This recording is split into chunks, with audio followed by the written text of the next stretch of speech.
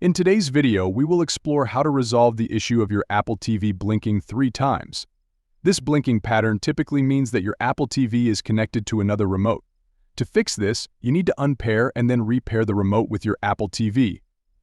First, to unpair the remote, point it at your Apple TV and press the menu and rewind buttons simultaneously. Hold them down for about 6 seconds until an icon resembling a broken chain appears on the screen. This indicates that the remote has been unpaired.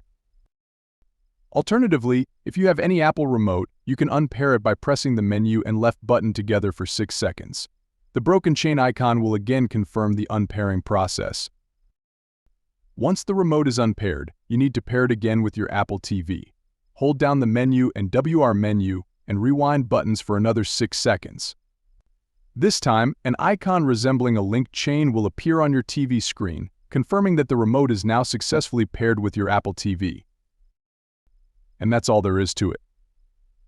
Thanks for watching, and we'll see you next time.